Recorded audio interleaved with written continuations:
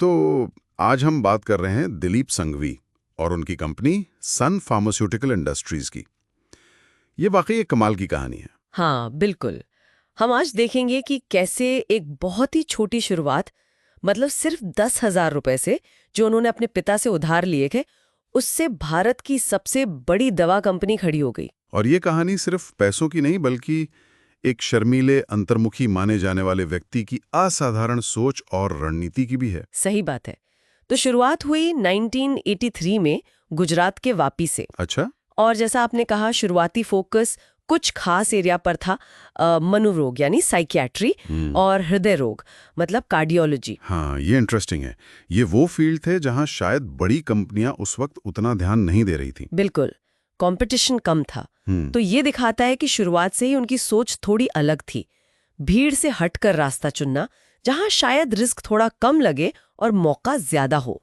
ये तो काफी सोचा समझा कदम लगता है। लेकिन जाहिर है, सिर्फ इतने से तो कंपनी इतनी बड़ी नहीं बनी होगी। उनकी जो ग्रोथ स्ट्रैटेजी रही, खासकर ये अधिग्रहण वाली, वो काफी चर्चा में रही है ना? हाँ, अधिग्रहण उनकी रणनीति का एक बहुत अहम हिस्सा रहा है। लेकिन ये सिर्फ कंपनी खरीदने जैसा नहीं था। उनका तरीका था, मतलब जो कंपनियां थोड़ी मुश्किल में हैं, संघर्ष कर रही हैं, उन्हें ठीक ठाक दाम पर खरीदना। और फिर उन्हें सुधारना। एग्जैक्टली, उन्हें सुधार कर प्रॉफिटेबल बनाना। जैसे 1996 में नॉल फार्मा का जो डोमेस्टिक बिजनेस था वो खरीदा। वो एक जरूरी कदम था। और फिर वो इजराइल वाली कंपनी टैरो फार्मा, वो डील तो काफी लंबी चली थी शायद। जी हाँ, 2007 में टैरो फार्मा का अधिग्रहण, ये बहुत जरूरी था उनके लिए, खासकर अमेरिकी बाजार में एंट्री के लिए और डर्मेटोलॉजी मतलब त्वचा विज्ञान में स्पेशलाइजेशन के लिए। लेकिन हाँ, इसमें कई साल लगे, बहुत कानूनी लड़ाई चली। ये दिखाता है कि संघवी कितने दृढ़ निश्चयी हैं। और फिर 2014 में आया रैनबैक्सी का अधिग्रहण। वो तो बहुत बड़ा सौदा था, करीब $4 बिलियन का। हाँ, वो भारत का उस वक्त का सबसे बड़ा फार्मा सौदा था। ये तो बहुत बड़ा रिस्क भी रहा होगा, क्योंकि रैनबैक्सी की अपनी दिक्कतें थी उस समय। बिल्कुल, ये सिर्फ साइज बढ़ाने की बात नहीं थी। रैनबैक्सी को खरीदने से सन फार्मा एकदम से दुनिया की टॉप जेनेरिक कंपनियों में आ गई। उनको एक बड़ा ग्लोबल नेटवर्क मिला, दवाओं का बड़ा पोर्टफोलियो मिला।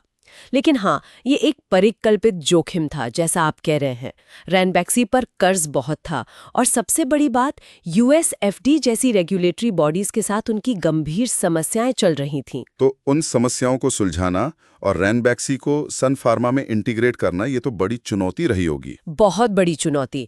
इसके बाद भी उन्होंने 2015 में अमेरिका में कुछ और छोटे अधिग्रहण किए, जैसे फार्माल्यूसेंस और इनसाइट विजन, जिससे कुछ खास एरिया में उनकी पकड़ और मजबूत हुई। तो अधिग्रहण के अलावा अगर हम प्रोडक्ट और बाजार की बात करें, तो क्या उनका फोकस सिर्फ सस्ती जेनेरिक दवाओं पर ही रहा?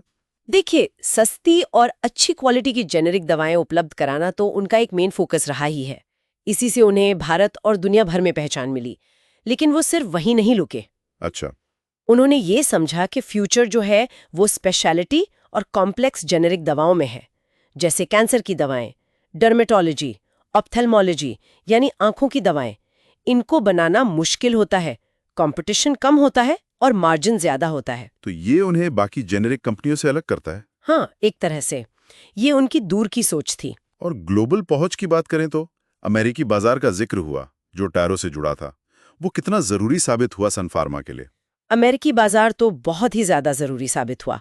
आज भी उनके कुल रेवेन्यू का एक बड़ा हिस्सा, करीब 40% वहीं से आता है। ओह, 40%, काफी ज्यादा है। जी, लेकिन वो सिर्फ अमेरिका तक ही नहीं रुके। रूस, ब्राजील, साउथ अफ्रीका जैसे जो उभरते हुए बाजार है, वहां भी उन्होंने अपनी मजबूत पकड़ बनाई। आज आप देखें तो 100 से ज्यादा देशों में बिजनेस है, 40 से ज्यादा मैन्युफैक्चरिंग प्लांट है। सही मायने में ग्लोबल कंपनी है। जाहिर है, ये सफर आसान नहीं रहा होगा। टैरो की कानूनी लड़ाई, रैनबैक्सी का इंटीग्रेशन, और फिर ये यूएस एफडीए वाली जो बातें होती हैं, वो भी तो बड़ी बाधाएं होती हैं ना? हाँ, बिल्कुल। यूएस एफडीए की वार्निंग मिलना किसी भी फार्मा कंपनी के लिए बहुत सीरियस बात होती है। इसका मतलब है कि आपके प्लांट में बनी दवाएं शायद अमेरिकी बाजार में न बिक पाएं। सन फार्मा को भी, खासकर रैनबैक्सी के अधिग्रहण के बाद, ऐसी चेतावनियों का सामना करना पड़ा। लेकिन उन्होंने इन दिक्कतों को संभाला, अपने क्वालिटी सिस्टम्स को सुधारा और रेगुलेटर्स का भरोसा वापस जीता। ये उनकी मैनेजमेंट की काबिलियत दिखाता है। तो इन सब उतार चढ़ाव के बाद आज दिलीप संघवी और सन फार्मा कहाँ खड़े हैं? और अगर हम पूछें कि उनकी सफलता के पीछे मुख्य वजह क्या रही?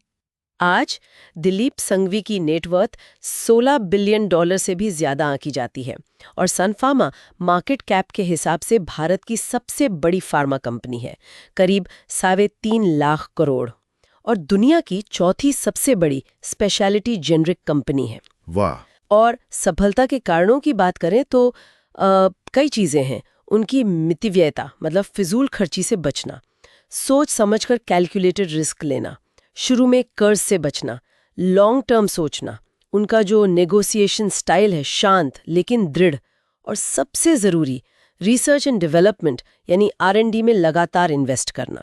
उनके व्यक्तिगत जीवन के बारे में भी थोड़ी बात होती है, जैसे उनकी बेटी विधि संघवी अब बिजनेस में है और वो कुछ परोपकार के काम भी करते हैं। हाँ, संघवी फाउंडेशन के जरिए वो स्वास्थ्य और शिक्षा के क्षेत्र में काफ़ी काम करते हैं। ये उनके व्यक्तित्व का एक और पहलू है।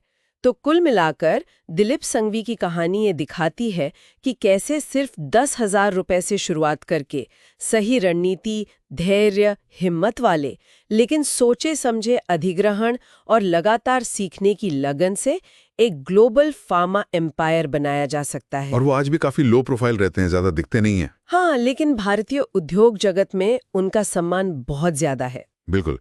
और जाते जाते हमारे श्रोताओं के लिए एक सोचने वाली बात छोड़ जाते हैं। आज का जमाना है जहां उद्यमी लगातार लाइमलाइट में रहना चाहते हैं, सोशल मीडिया पर एक्टिव रहते हैं। ऐसे में क्या दिलीप संघवी की ये जो लो प्रोफाइल रहने की रणनीति है, इसने उनकी जबरदस्त सफलता में कोई अहम, शायद अनकही भूमिका निभाई है? इस पर सोचें।